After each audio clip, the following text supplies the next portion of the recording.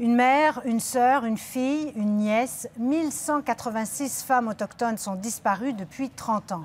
Au-delà des chiffres, nos collègues de la CBC ont voulu donner un nom et un visage à ces femmes.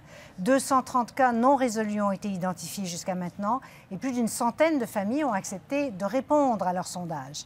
Et la note qu'elles attribuent aux policiers de partout au pays est bien basse. Les détails avec Frédéric Arnould.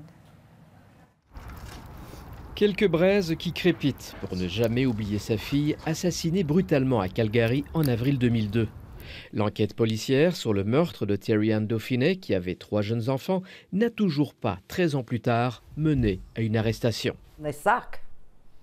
I'm not ever returning phone calls.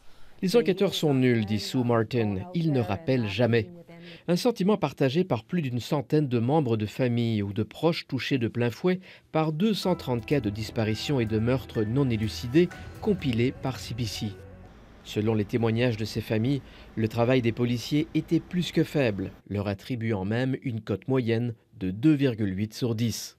Cet ancien enquêteur de la GRC reconnaît que les dossiers de femmes autochtones ne sont pas souvent pris au sérieux. En Colombie-Britannique, par exemple, depuis 2006, 25 millions de dollars ont été dépensés pour enquêter sur 18 disparitions.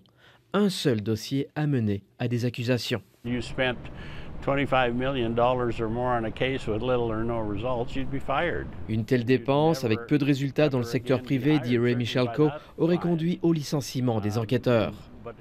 Lors de l'enquête sur la disparition de 2 autochtones québécoises, Emmanuel Walter a aussi constaté ce désarroi et cette déception dans les témoignages qu'elle a recueillis pour son livre « Les Sœurs volées ». Des familles vont dire « ma fille a disparu » et les policiers vont répondre « elle est allée faire une passe alors qu'elle n'est même pas prostituée par exemple ».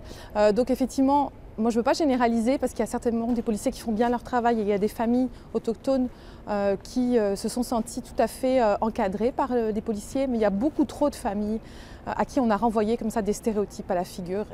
Au nom de sa fille et des centaines d'autres disparus, Sue Martin demande encore et toujours la commission d'enquête nationale. qu'Ottawa refuse encore et toujours. Ici Frédéric Arnould, Radio-Canada, Vancouver.